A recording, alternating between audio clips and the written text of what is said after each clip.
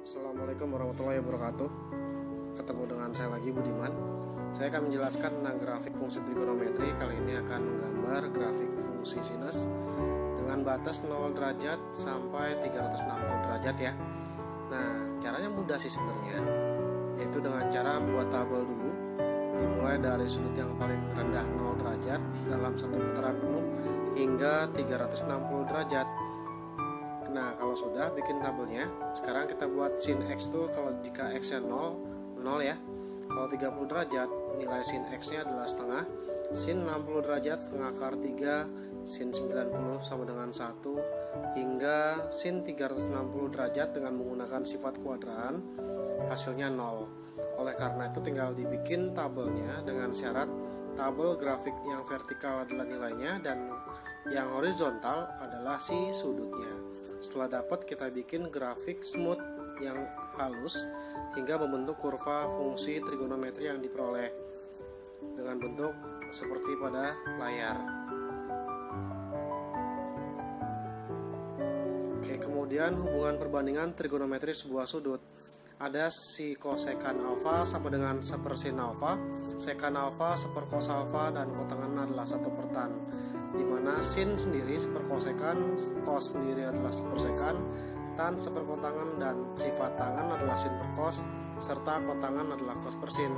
Rumus dasarnya ada 3, sin kuadrat tambah kos kuadrat sama dengan 1 tambah tangan kuadrat sama dengan sekan kuadrat, dan yang terakhir 1 tambah kotangan kuadrat sama dengan kosekan kuadrat. Itu adalah rumus dasar untuk identitas trigonometri.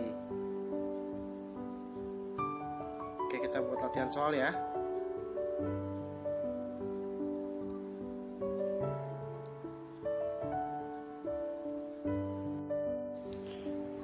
Oke, kembali dengan saya, yaitu untuk mencari contoh soal identitas trigonometri. Buktikan tan kuadrat X dikurang sin kuadrat X merupakan sama dengan hasil dari tan kuadrat X dikali sin kuadrat X. Sekarang yang harus diingat adalah ada beberapa sifat dari identitas trigonometri. Yang pertama, sin kuadrat X tambah cos kuadrat X sama dengan 1. Yang kedua, 1 tambah tan kuadrat X sama dengan sekan kuadrat X. Yang ketiga, 1 tambah kotangan kuadrat X sama dengan kosekan kuadrat X. Nah, kemudian sekan X sendiri sama dengan seperkos X, dan kosekan X sendiri 1/sin X, kotangan X 1/tan X, dan tan X sendiri sin X dibagi cos X. Nah, sekarang kalau diurai, tan X sendiri kalau saya ubah sin X dibagi oleh cos X, saya pangkatin 2, dikurang sin pangkat 2 ya. Sehingga diperoleh kalau dikuadratkan masing-masing ruas, dia akan jadi sin kuadrat X dibagi cos kuadrat X, saya kurang sin kuadrat X. Nah, sekarang karena penyebutnya cos kuadrat, masing-masing atas dan bawah, supaya lebih mudah kalikan penyebut. Jadi sin kuadrat X dibagi dengan cos kuadrat X, saya kurang sin kuadrat X, saya kalikan dengan cos kuadrat X dibagi cos kuadrat X. Kalau saya samakan penyebutnya jadi 1, sin kuadrat X dikurang sin kuadrat X dikali cos kuadrat X, saya bagi total semuanya menjadi cos kuadrat X. Nah, kalau sudah sama-sama punya sin kuadrat, kita keluarkan dengan distributif. Sin kuadrat X dikali 1 min cos kuadrat X, tutup kurung, saya bagi oleh cos kuadrat X. Nah, sehingga kalau saya rubah, 1 itu adalah sin kuadrat tambah cos kuadrat. Kalau saya masukkan kemari, jadi sin kuadrat X ditambah cos kuadrat X, saya kurang cos kuadrat X ya. Kemudian saya bagi dengan cos dari kuadrat X sendiri. Nah, oleh karena itu cos kuadrat kurang cos kuadrat habis, maka dia menjadi sin kuadrat X dikali sin kuadrat X, saya bagi dengan cos kuadrat X. Nah, di sini kalian harus hati-hati. Ketika dia berkalian, maka hanya satu yang bisa dibagi. Kalau saya ambil sin kuadrat X, saya bagi dengan cos kuadrat X dikali sin kuadrat X, di mana sin per cos adalah tan ya. Karena sama-sama memiliki kuadrat, dia akan menjadi tan pangkat 2X, saya kalikan dengan sin kuadrat X. Itu contoh nomor 1 untuk ide. Oke, Oke, kemudian contoh soal kedua dari identitas trigonometri. Nah, sekarang kalau kalian ingat dulu SMP, A kuadrat min B kuadrat ini adalah sifat dari aljabar. A plus B dikali dengan A min B. Maka kalau ini saya ganti dengan A dan B dalam bentuk seperti ini, dia akan menjadi sifatnya sin kuadrat X dikurang cos kuadrat X. Jadi sin X ditambah cos X saya kalikan dengan sin X dikurang oleh cos X. Saat dimasukkan ke dalam soal, sin kuadrat X dikurang cos kuadrat X saya bagi dengan sin X dikali cos X ditambah cos dari kuadrat X. Maka yang atas kita ganti dengan sin X ditambah cos X dikali sin X dikurang oleh cos X. Kemudian saya bagi dengan, ini sama-sama punya cos ya. Kalau menggunakan distributif, dia akan menjadi sin X ditambah oleh cos X saya kalikan dengan cos X. Karena bentuknya sama, maka ini saya habisin atau saya bagi habis ya. Nah, dengan pola yang sama dia akan menghasilkan sin X saya kurangi dengan cos X saya bagi dengan cos X. Dengan sifat pembagian, maka diperoleh sin X dibagi cos X saya kurang dengan cos X dibagi oleh cos X. Maka diperoleh sin bagi cos tadi adalah tan X ya, saya kurangin cos bagi cos hasilnya 1. Maka dia akan terbukti di sini. Oke, contoh yang ketiga akan dibuktikan hasil dari sin kuadrat X dikurang sin kuadrat Y. Saya bagi cos kuadrat X dengan cos kuadrat Y, hasilnya harus tan kuadrat X dikurang tan kuadrat Y. Nah, kalau dilihat dari posisi gambarnya gampang ya. Di sini sin dari kuadrat X saya bagi dengan penyebutnya cos kuadrat X dikali cos kuadrat Y saya kurang sin kuadrat Y saya bagi dengan cos kuadrat X dikali oleh cos kuadrat Y. Nah, sekarang kalau lihat dari posisi soalnya, sin kuadrat X saya bagi dengan cos kuadrat X saya kali seper cos kuadrat Y. Kemudian sin kuadrat Y saya bagi dengan cos kuadrat Y. Nah, yang beda adalah si cos kuadrat X saya letakkan di sebelah kanan. Nah, sifatnya tadi apa? Sin per cos, jadi tan kuadrat ya. Kemudian 1 per cos kuadrat adalah sekan kuadrat Y saya kurang sin per cos lagi tan kuadrat, tetapi di sini bentuknya Y kali dengan 1 per cos kuadrat, itu jadi sekan kuadrat X. Nah, kalau sudah, sebelumnya 1 ditambah tan kuadrat X dia adalah sekan kuadrat X. Ini harus diingat, jangan sampai lupa. Kalau saya ganti dengan sekan kuadrat, maka tan kuadrat X saya kalikan dengan ini, saya ganti 1 ditambah tan kuadrat X saya kurang, kemudian tan kuadratnya tetap sekan kuadrat X kita ubah,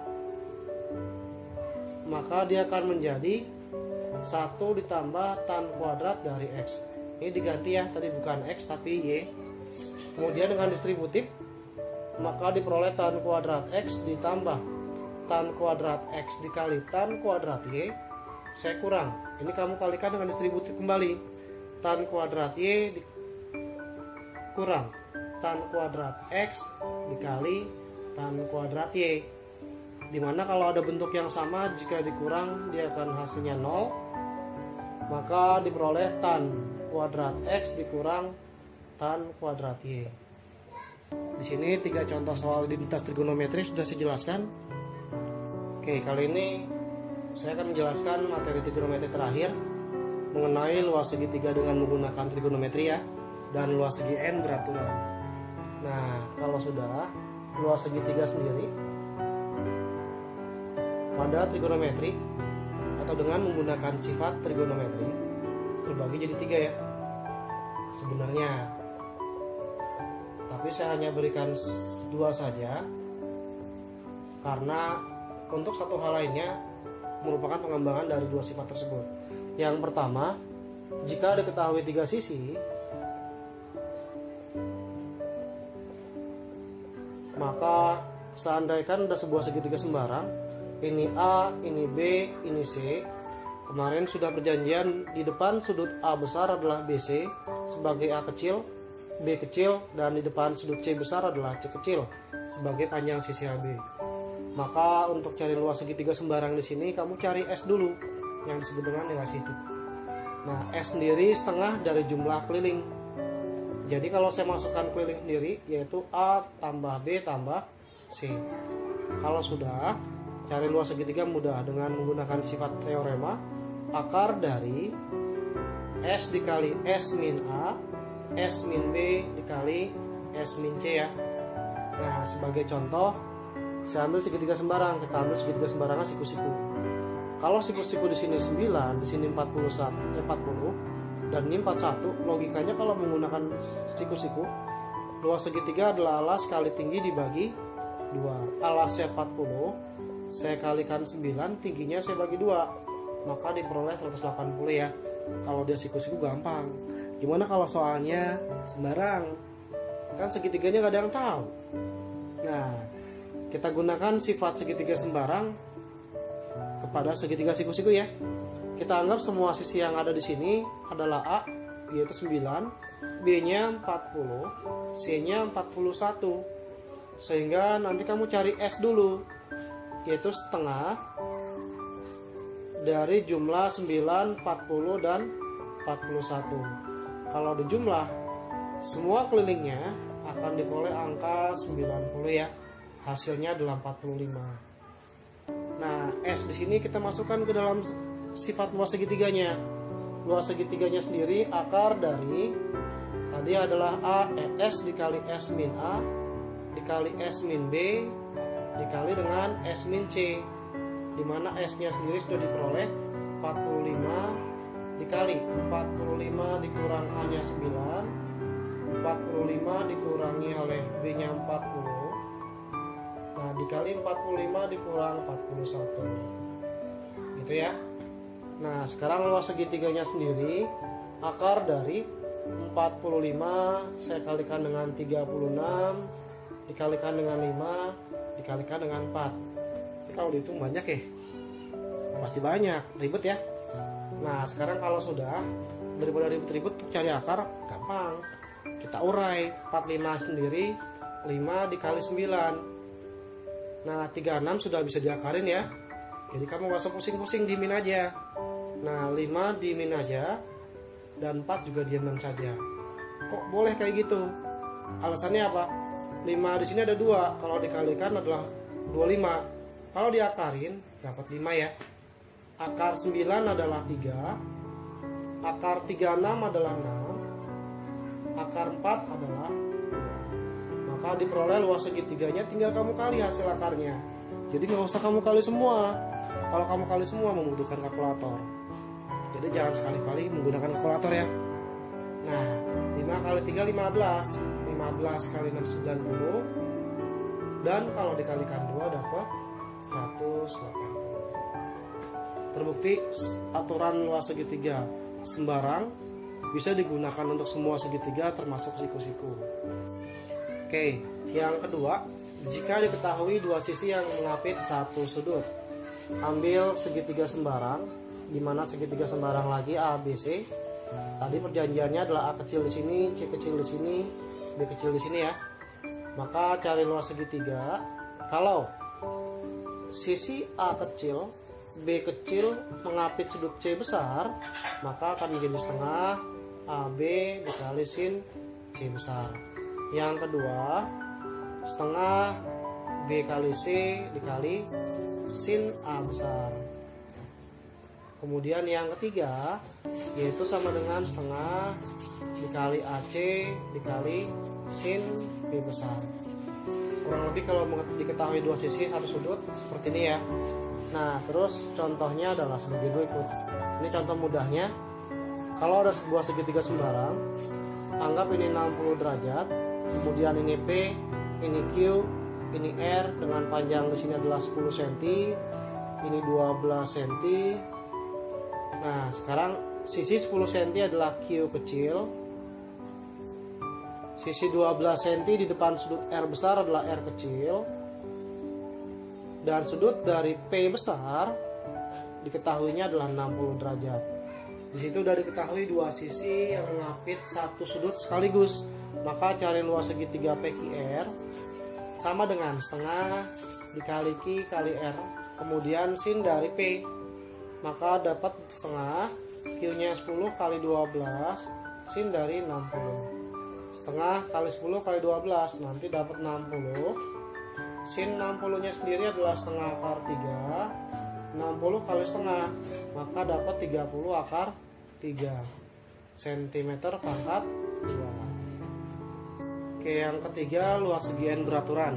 Dalam hal ini kita anggap dalam segi N beraturan di sini di dalam sebuah lingkaran ya, dimana jarak dari tepi lingkaran ke pusat adalah jari-jari yang membentuk sudut theta, dan semua sisi ini adalah jari-jarinya.